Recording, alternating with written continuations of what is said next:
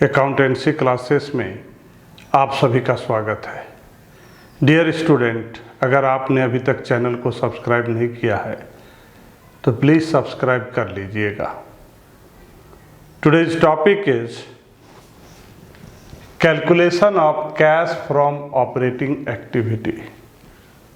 Calculation of cash from operating activity, example number 2। Here is a question.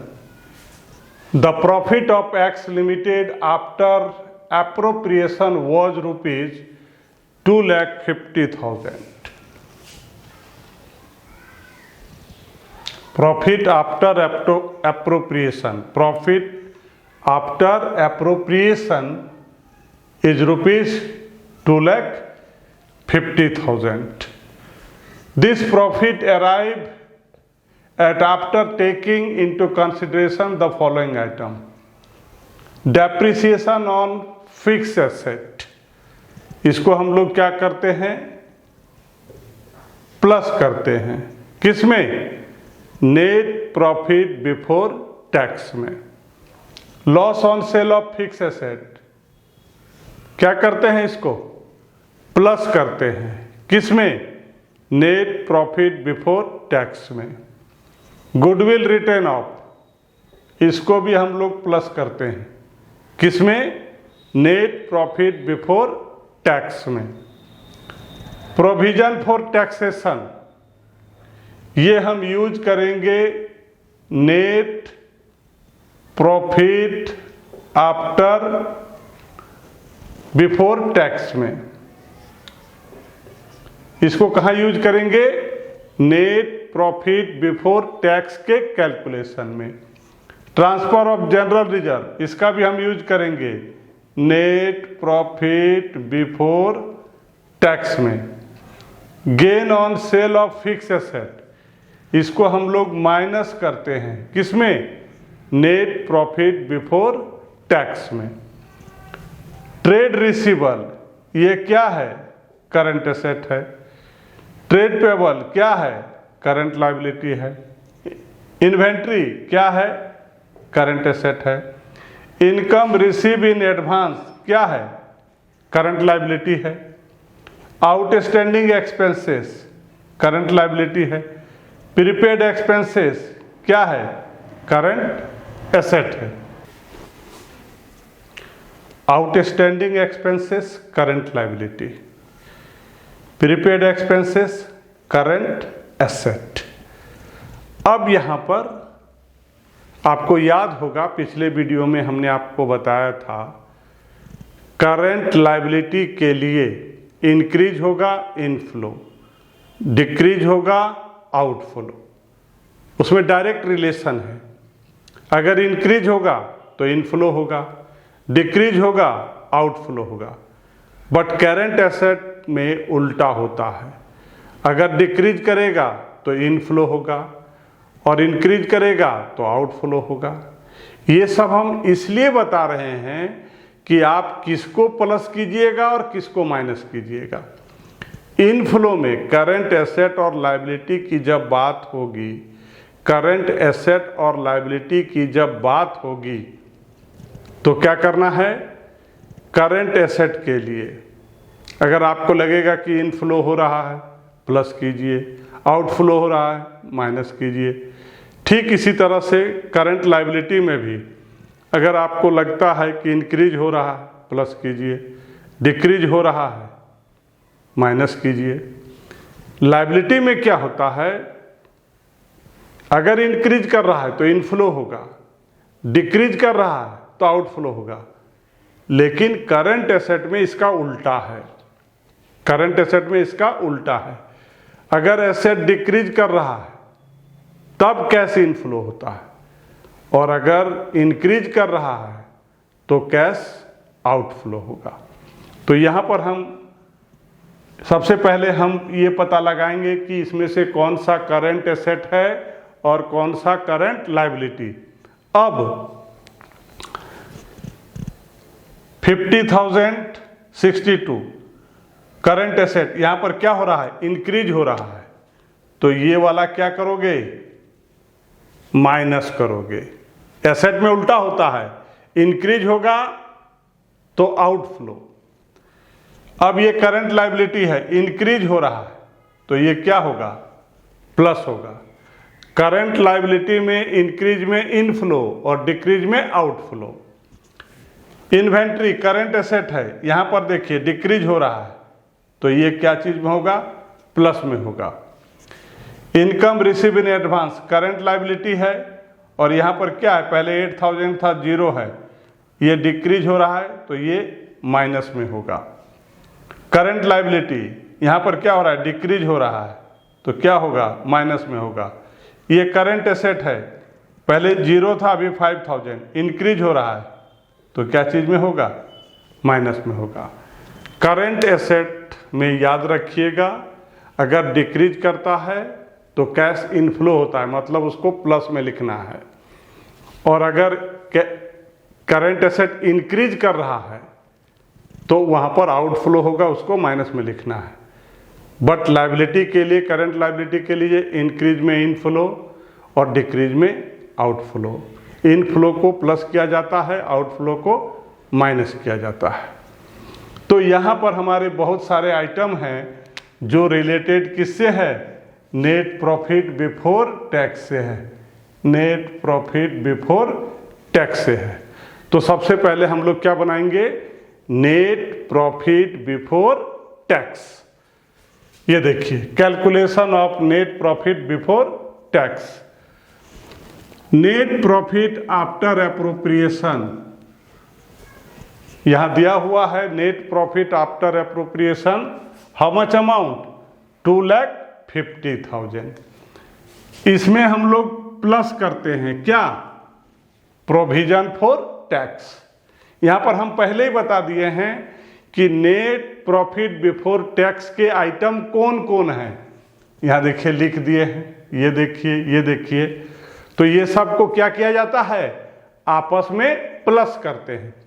सबसे पहले लिखे net profit after appropriation, फिर उसमें हम प्लस कर दिए क्या, प्रोविजन फॉर टैक्स, फिर उसमें प्लस करेंगे क्या, ट्रांसफर टू जनरल रिजर्व, तीनों को ऐड कर देंगे और ये जो हमारा रिजल्ट आएगा ये क्या हो गया, net profit before tax.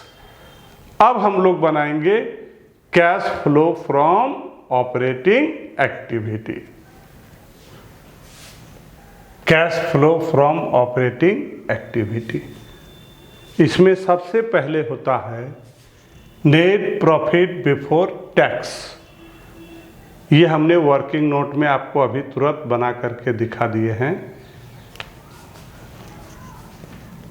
3,02,500 net profit before tax में हम ऐड करेंगे, यहाँ पर दिखा रहे हैं नंबर 1, नंबर 2, नंबर 3, ये तीनों को हम लोग क्या करेंगे, ऐड करेंगे। यहाँ देखिए depreciation, loss on sale of fix asset, goodwill, written off, ये तीनों को प्लस करेंगे किसमें, नेट प्रॉफिट बिफोर टैक्स में। और ये दोनों की तो एंट्री हो चुकी है नेट प्रॉफिट बिफोर टैक्स निकालते समय, इसको हम लोग माइनस करेंगे नेट प्रॉफिट बिफोर टैक्स में। यहाँ देखिए माइनस किए हैं यहाँ पर, ये सारे को प्लस माइनस करने से क्या आएगा, 3,25,000। तो ये क्या हो गया, operating profit before working capital change. अब हम इसमें करंट एसेट और करंट लायबिलिटी को ऐड और सब्ट्रैक्ट करेंगे। तो यहाँ पर हम बता दिए हैं ट्रेड रिसीवेबल को क्या करना है, माइनस करना है, ट्रेड पेबल को क्या करना है, प्लस करना है, इन्वेंट्री को क्या करना है, प्लस करना है, income receive minus, outstanding minus, prepaid minus. ये हमने आपको पहले ही बता दिया कि किसको प्लस करना है और किसको माइनस करना है। सबसे पहले यहाँ पर आप देख रहे हैं ट्रेड रिसीवेबल है, तो यहाँ पर ट्रेड रिसीवेबल हो गया क्या चीज़ में, माइनस में। तो अमाउंट कैसे निकालेंगे, एक दूसरे को क्या करेंगे, सब्ट्रैक्ट करेंगे, तो 12,000 आएगा। कितना आएगा 12,000, तो यहाँ पर 12,000। जब माइनस में होगा तो यहाँ पर क्या करेंगे, ब्रैकेट में दिखाएंगे। नेक्स्ट क्या है, ट्रेड पेबल, क्या चीज़ में है, प्लस में, तो यहाँ पर प्लस ट्रेड पेबल। और अमाउंट क्या लिखते हैं, ये दोनों को माइनस करते हैं। 55 में 45 माइनस करेंगे तो कितना आएगा, 10 आएगा, तो यहाँ पर 10,000 लिख दिए। नेक्स्ट क्या है, इन्वेंट्री, क्या चीज़ में है, प्लस में, 12 माइनस 8 4,000, तो यहाँ पर देखिए इन्वेंट्री 4,000। नेक्स्ट है इनकम रिसीव इन एडवांस, क्या चीज़ में है, माइनस में है, income receive in advance minus में। अमाउंट कैसे निकालेंगे, 8 और यहाँ कुछ नहीं है, इसका मतलब क्या है, 0 है, तो 8,000 minus 0 equal to 8,000। Outstanding expenses, क्या चीज़ में है, माइनस में है, तो यहाँ पर लिखेंगे माइनस आउटस्टैंडिंग एक्सपेंसेस। अमाउंट कैसे आएगा, एक दूसरे को माइनस करेंगे, 6,000 माइनस 3,000। प्रीपेड एक्सपेंसेस, क्या चीज़ में है, माइनस में, यहाँ पर 0, ये 5,000 माइनस 0, तो क्या आएगा, 5,000 आएगा, माइनस में है तो ये क्या होगा, ब्रैकेट में होगा। यहाँ से लेकर यहाँ तक जो प्लस माइनस है, अगर आपस में प्लस करेंगे माइनस करेंगे तो वैल्यू क्या आएगा, 3,11,500। तो इसको हम लोग क्या बोलते हैं, net cash generated from operating activity. Net cash generated from operating activity, amount is 3,11,500। इसमें हम लोग क्या करते हैं, ये जो इनकम टैक्स पेड है उसको हम लोग माइनस करते हैं, minus income tax paid. Here is provision for taxation 35,000। हम लोग क्या करेंगे, ये जो net cash generated from operating activity है उसमें हम 35,000 माइनस कर देंगे, तो 35,000 माइनस करने के बाद वैल्यू आएगा 2,76,500। अगर ये प्लस में आएगा, जैसे अभी यहाँ पर प्लस में है, तो हम लिखेंगे cash flow from operating activity, और अगर ये माइनस में आता तो हम लोग यहाँ पर लिखते cash use in operating activity, और ये अमाउंट को हम लोग यहाँ पर बाहर में लिख देंगे। तो आज का जो मेरा टॉपिक था वो था calculation cash from operating activity, example number 2। आपको इसमें सिर्फ और सिर्फ ये जानना है कि नेट प्रॉफिट बिफोर टैक्स निकालने के लिए इसमें से जो आइटम दिया गया है वो किसको आपस में प्लस करना है, जैसा कि हमने आपको वर्किंग नोट में बना करके आपको बताया। दूसरा, नेट प्रॉफिट बिफोर टैक्स में कौन सा आइटम ऐड करते हैं और कौन सा सबट्रैक्ट करते हैं, तो यहाँ पर दिया हुआ है। हम लोग अपनी जानकारी के अनुसार जिसको प्लस करना है पहले लिख करके रख लेंगे, और जो हमारे करंट एसेट और करंट लायबिलिटी है उसको याद करने की कोई ज़रूरत नहीं है। सिर्फ इतना जानिए, करंट एसेट और करंट लायबिलिटी दोनों का जो नेचर है वो एक दूसरे का उल्टा है, बिल्कुल अपोजिट है। करंट लायबिलिटी में इनफ्लो इंक्रीज होने से होता है और आउटफ्लो डिक्रीज होने से होता है, इसका उल्टा उसमें होगा। एसेट में अगर डिक्रीज होगा तो इनफ्लो होगा, और करंट एसेट में अगर इंक्रीज होगा तो क्या होगा, आउटफ्लो होगा। जब आपको लगेगा कि इनफ्लो हो रहा है तो उसको आप प्लस में लिखिएगा। उसको कैसे लिखिएगा, प्लस दे करके। और जब आपको लगेगा कि आउटफ्लो हो रहा है तो उसको कैसे लिखना है, माइनस दे करके लिखना है। Thank you.